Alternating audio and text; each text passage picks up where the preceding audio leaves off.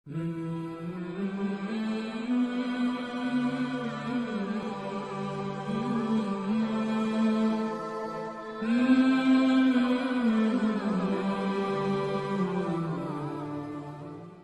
اللہ الرحمن الرحیم۔ رمضان المبارک کے بابرکت ایام چل رہے ہیں۔ جناب محمد الرسول اللہ صلی اللہ علیہ وسلم نے فرمایا کہ رمضان المبارک میں 4 چیزوں کی کثرت رکھا کریں، اور ان 4 چیزوں میں سے 2 چیزیں اللہ رب العزت کو راضی کرنے کے لیے ہیں، اور 2 چیزیں ایسی ہیں کہ انسانوں کو ان چیزوں سے چھٹکارا حاصل نہیں ہے۔ یا آپ ان کی تقسیم اس لحاظ سے بھی کر سکتے ہیں کہ ان 4 چیزوں میں سے 2 چیزوں کا تعلق کرنے کے ساتھ ہے اور جو 2 چیزوں کا تعلق مانگنے کے ساتھ ہے،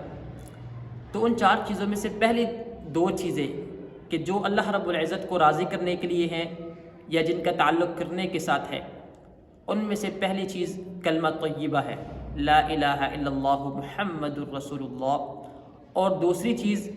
وہ ہے استغفار کی کثرت۔ اور پھر ان 4 چیزوں میں سے آخری 2 چیزیں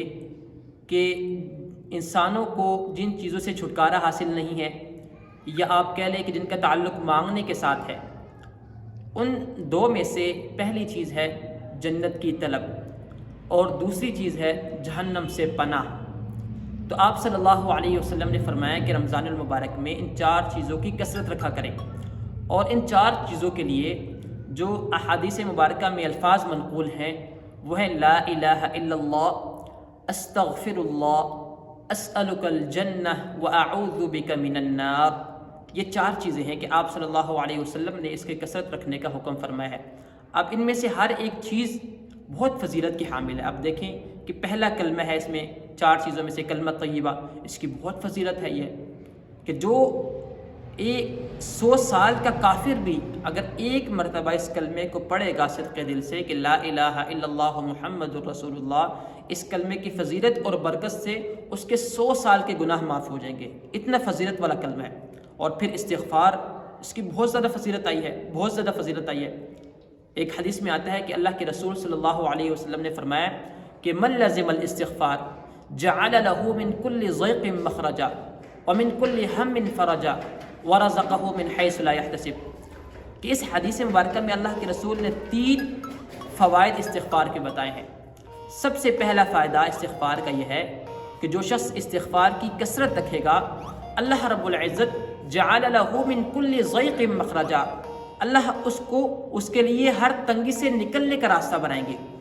وَمِن كُلِّ هَمٍّ فَرَجًا، اور اللہ پاک ہر غم سے اس کو نجات عطا فرمائیں گے۔ اور تیسرا فائدہ ہے کہ وَرَزَقَهُ مِنْ حَيْثُ لَا يَحْتَسِبُ، اللہ وہاں سے رزق عطا فرمائیں گے کہ جہاں سے اس کا وہم و گمان بھی نہیں ہوگا۔ تو اس حدیث میں اللہ کے رسول صلی اللہ علیہ وسلم نے استغفار کے 3 فوائد بیان فرمائے کہ ہر تنگی سے اللہ اس کو نکالیں گے، ہر غم سے اللہ اس کو نجات عطا فرمائیں گے، اور وہاں سے رزق عطا فرمائیں گے جہاں سے اس کا وہم و گمان بھی نہیں تھا۔ تو استغفار کی بہت زیادہ فضیلت ہے۔ تو یہ 4 جو چیزیں ہیں آپ صلی اللہ علیہ وسلم نے اس کے کثرت رکھنے کا حکم فرمایا ہے۔ ہم سب کو چاہیے کہ رمضان المبارک کے ان بابرکت ایام میں ایک تو ہم کثرت سے اللہ کا ذکر فرمایا کریں، اور پھر یہ جو 4 چیزیں ہیں جس کی تاکید اور جس کا